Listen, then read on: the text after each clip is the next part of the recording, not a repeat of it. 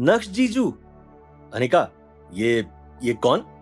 ये मेरी best friend है, बिल्कुल मेरी बहन की तरह। मैं अनिका का बॉयफ्रेंड हूँ, तुम मुझे आज से जीजू बोल सकती हो। ओ हेलो, तुम अपने आप को समझते क्या हो? क्या तुम हमारी अनिका के लायक भी हो? मेरे जीजू सिर्फ और सिर्फ नक्श हैं, हमारे रास्ते में मत आना। अनिका, तुम इस तरह के इंसान के साथ कैसे रह सकती हो? दरअसल प्राची इस समय अंदर ही अंदर बहुत हेल्पलेस फील कर रही थी। उसने एक्सपेक्ट नहीं किया था कि अनिका नक्श को छोड़ देगी। कहीं ऐसा तो नहीं कि अनिका को नक्श की असली आइडेंटिटी के बारे में पता नहीं हो? प्राची ने मन ही मन सोचा। प्राची की बात सुनकर अनिका ने नक्श की ओर देखा और उसकी आंखों की चमक एकाएक गायब हो गई थी। अनिका, तुम्हारी दोस्त मेरे बारे में कुछ भी सोच रही है। क्या मैं जान सकता हूं कि मैंने किसी भी तरह उसे ऑफेंड किया है क्या? उसी समय नक्श भी वापस उनकी तरफ लौट आया। अनिका को देखने के बाद वो प्रेरक को घूरने लगा था। इससे पहले कि नक्श कुछ बोलता, प्रेरक ने अपना मुंह खोलते हुए कहा, तुम यहाँ खड़े खड़े क्या कर रहे हो? ये कोई बाजार नहीं है, यहाँ पर किसी को एंट्री नहीं मिलती है। अगर मैं कहूं कि मैं ये घर खरीदने आया हूं तो? घर खरीदने आए हो? क्या तुम्हारे पास पैसे हैं? क्या अनिका ने तुम्हें पैसे दिए? प्रेरक, बकवास मत करो। नक्श ने मुझसे आज तक कभी पैसे नहीं मांगे। मैं यहाँ का सबसे अच्छा घर खरीदने के बारे में सोच रहा हूँ। क्योंकि तुम यहाँ के मैनेजर हो, इसलिए क्या तुम मुझे बता सकते हो कि यहाँ का सबसे बेस्ट अपार्टमेंट या विला कौन सा है? चित्रा आंटी ने बताया था कि तुम तो पूरे यूजलेस हो, लेकिन दिखावा करने की तुम्हारी स्किल्स बिल्कुल भी लो नहीं है। ये बोलने के बाद तुरंत ही प्रेरक पीछे मुड़ा और उस बिल्डिंग के मॉडल की तरफ बढ़ा। उसने एक बड़े से विला की तरफ इशारा करते हुए कहा, इसे सूरत का स्टार विला कहा जाता है। ये सबसे बड़ा विला है और इसकी कीमत है 20 करोड़। बोलो, क्या तुम इसे अफोर्ड कर सकते हो? तुम्हें किसने कहा कि मैं अफोर्ड नहीं कर सकता? क्या तुमने सुना नहीं मैंने क्या कहा? ये विला 20 करोड़ का है। नक्श ने जेब से एक ब्लैक कार्ड बाहर निकाला और प्रेरक के दूसरे स्टाफ मेंबर को थमा दिया। वो लड़की उस कार्ड को स्वाइप करने जा ही रही थी कि तभी अचानक से प्रेरक ने उसे रोका। क्या आज काम का तुम्हारा पहला दिन है? क्या तुम्हें पता नहीं कि कंपनी कैसे काम करती है?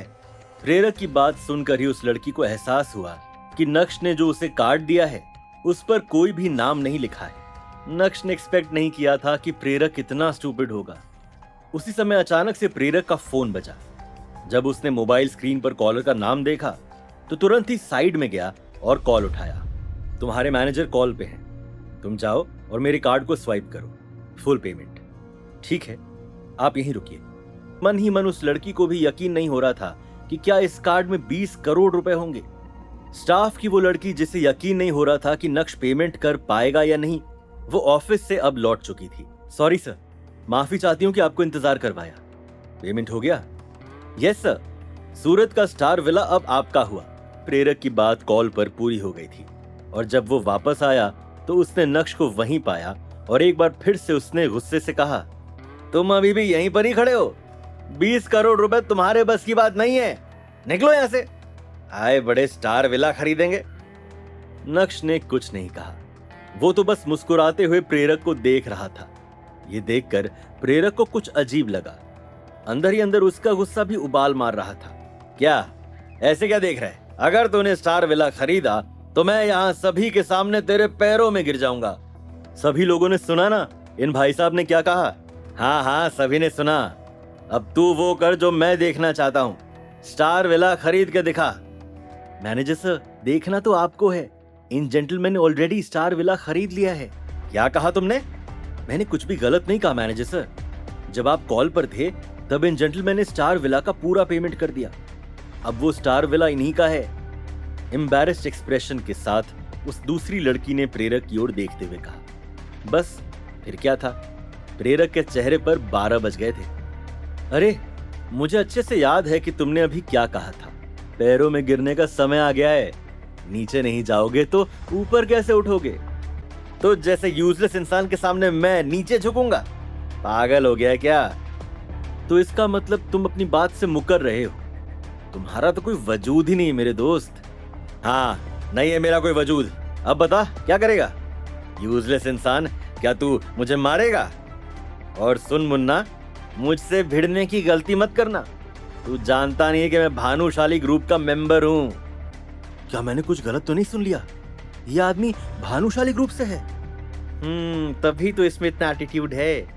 अगर इसके सर पर भानुशाली ग्रुप का हाथ नहीं होता तो अभी ये उस आदमी के पैरों में पड़ा होता। मैंने सुना है कि गौरव पथ पर जितने भी विलास बने हैं वो सारे भानुशाली ग्रुप के हैं। हाँ बिल्कुल ठीक सुना है।